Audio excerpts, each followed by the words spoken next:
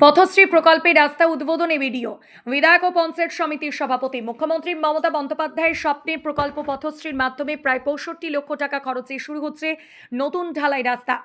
রাস্তার উদ্বোধনে এলাকায় খুশির হাওয়া।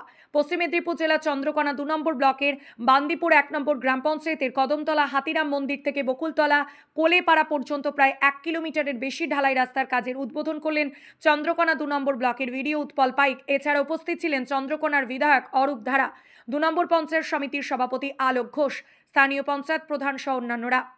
মাননীয় মুখ্যমন্ত্রী মমতা ব্যানার্জির উদ্যোগে বাংলায় যে উন্নয়নের কর্মযজ্ঞ চলছে তারই একটি অংশ হিসাবে আজ পথশ্রী 4 এর একটি রাস্তা, যেটি 1.1 কিলোমিটার কদমতলার হাতিরাম মন্দির হইতে বকুলতলা পর্যন্ত, সেটির আজ উদ্বোধন হল।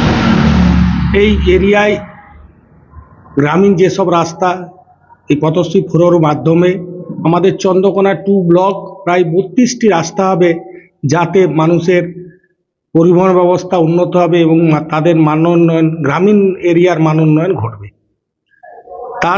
এর সঙ্গেও আরও 6টি কালভার্ট সহ বিভিন্ন কর্মযজ্ঞ চলছে।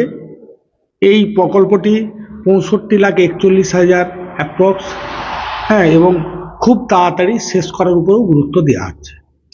এদিন রাস্তার কাজে শুভ উদ্বোধন করা হয়। পথশ্রী রাস্তা নির্মাণে বরাদ্দ 65,41,000 টাকায় পঞ্চায়েত ও গ্রাম উন্নয়ন বিভাগের অধীনে তৈরি হচ্ছে নতুন ঢালাই রাস্তা।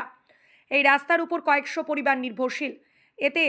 এতদিন এই রাস্তা চলাচলের অযোগ্য ছিল। বর্ষাকালে কাদার জন্য যাতায়াত করতে যেত না। তবে এবার সেই যন্ত্রণা থেকে মুক্তি মিলতে চলেছে। স্বাভাবিকভাবেই এলাকায় খুশির হাওয়া।